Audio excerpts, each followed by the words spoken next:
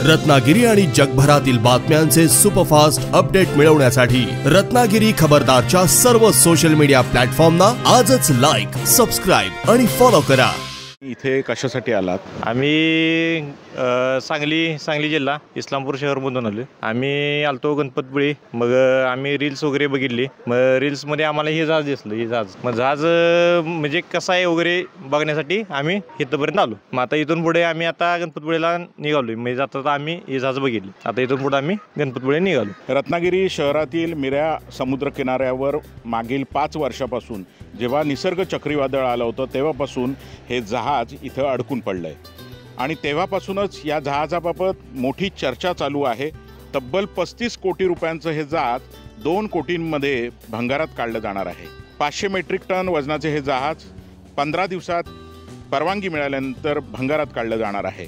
मागील 5 वर्षापासून मिऱ्या समुद्र किनाऱ्याच्या या छोट्याशा पट्ट्याला संरक्षण देणारं हे जहाज असं म्हटलं पाहिजे, कारण संपूर्ण किनारपट्टी समुद्राच्या लाटांनी उद्ध्वस्त झाली आहे।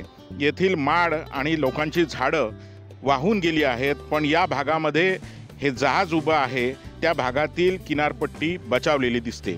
आपल्याला ही 2 झाडं माडाची देखील दिसत आहेत। ही माडाची 2 झाडं देखील बचावलेली दिसत आहेत। ती या जहाजामुळे किनारपट्टीच्याच मागच्या बाजूला जी रहिवासी वस्ती आहे तिथे देखील या जहाजामुळे गेल्या 5 वर्षामध्ये पाणी घुसलेलं नाही आहे। या जहाजामुळे मागील 5 वर्षामध्ये इथे छोटे छोटे उद्योग देखील निर्माण झालेले आहेत, कारण हे जहाज पाहण्यासाठी पर्यटक लांबून येत असतात। रीलवर हे जहाज अत्यंत फेमस असं झालेलं आहे। अनेक तरुणी येथे फोटो काढण्यासाठी येतात, त्यामुळे येथील ग्रामस्थांना रोजगाराचं एक साधन देखील उपलब्ध झालेलं आहे। मत्स्य व्यवसाय व बंदर मंत्री नितेश राणे यांच्या आढावा बैठकीत हे जहाज काढण्याच्या कामाला गती मिळाली आहे। दुबईहून हे जहाज मालदीवला जात असताना 3 जून 2020 रोजी निसर्ग चक्रीवादळाच्या तडाख्यात सापडल्याने मिऱ्याच्या किनारी अडकून पडले होते। या जहाजामध्ये 13 क्रुझर होते। आज 2 या जहाजामधील चालक म्हणजे कर्मचारी हे याच किनारपट्टीच्या भागामध्ये आपल्याला एक घर घेऊन राहताना दिसतात। मागील 5 वर्षापासून या जहाजाला सुरक्षा देखील पुरवण्यात आलेली आहे। असं हे जहाज ज्याने मिऱ्यावासियांची किनारपट्टीची थोडीफार संरक्षण केलं होतं ते जहाज आता भंगारात जाणार आहे। याचबरोबर येथील तरुणांना काही रोजगार मिळाला होता तो देखील हे जहाज भंगारात गेल्यानंतर संपुष्टात येणार आहे। हा पहिलाच एक्सपिरियन्स असेल, त्याबद्दल काय शेअर कराल आमच्यासोबत? तसंच बघून खूप भारी वाटलं। म्हणजे आम्ही इथून म्हणजे आधी कधी असं बघितलं नाही जहाज, म्हणजे पहिल्यांदाच आम्ही जहाज बघतोय, त्यामुळे काय मस्त भारी वाटलं बघून। फोटो वगैरे काढले? फोटो वगैरे काढले, मग व्हिडिओ वगैरे घेतला याचा। आता बघीन पुढे वगैरे मित्रांनी वगैरे दावीन वगैरे कसं आहे जहाज वगैरे आहे। आम्ही इथं जाऊन आलो आहे, तुम्ही बी जावा या फिरायला वगैरे, म्हणजे मस्त आहे जहाज वगैरे बघण्यासारखं आहे।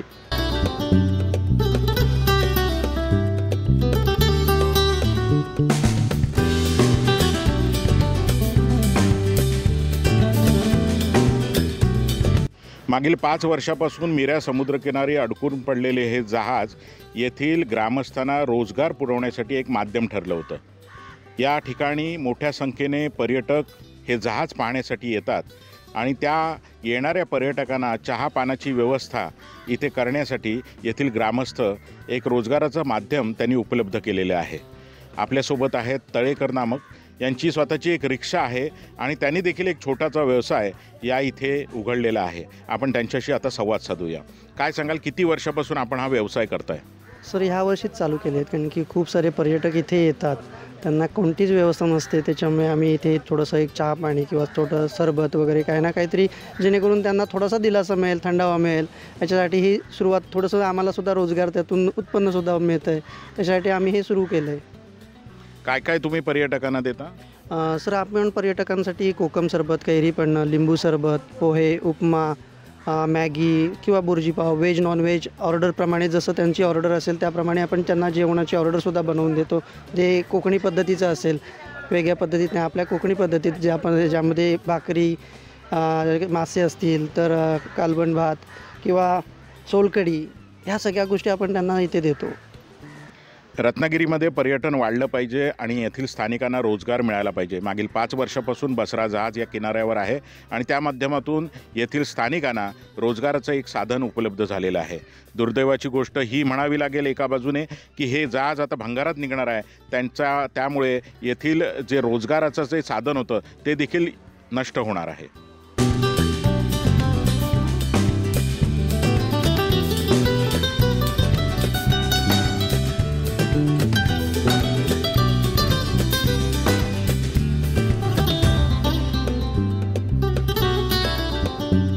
अथांग पसरलेला समुद्रकिनारा आणि किनाऱ्यावर माडांची झाडं, निसर्गाने अक्षरशः रत्नागिरीच्या या मिऱ्या किनाऱ्यावर लयलूट केलेली आहे.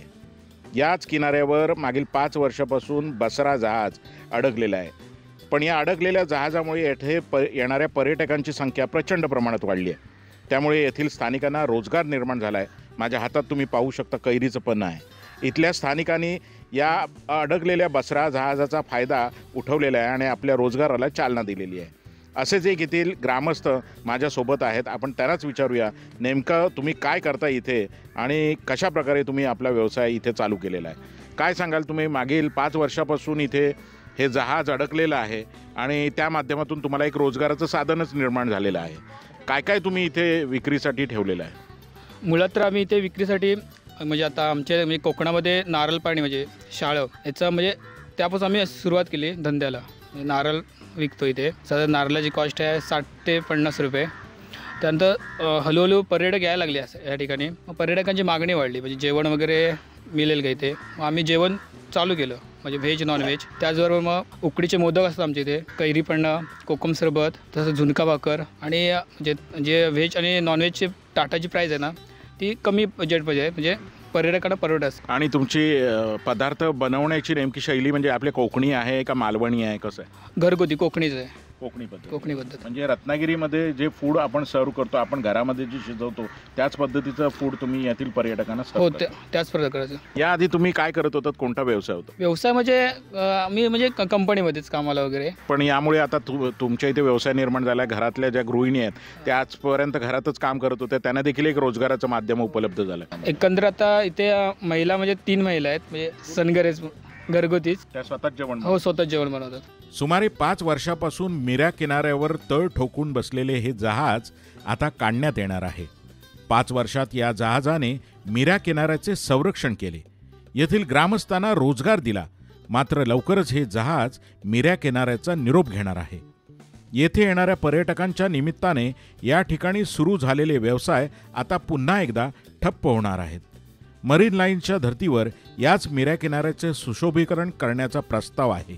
हे काम लवकरात लवकर पूर्ण झाल्यास येथील स्थानिकांना रोजगाराची एक चांगली संधी निर्माण होणार आहे.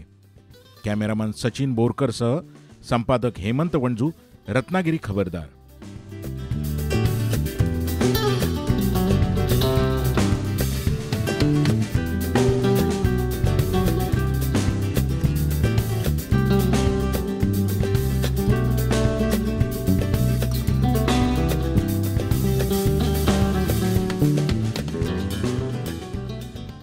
जनशक्तीचा बुलंद आवाज म्हणजेच रत्नागिरी खबरदार.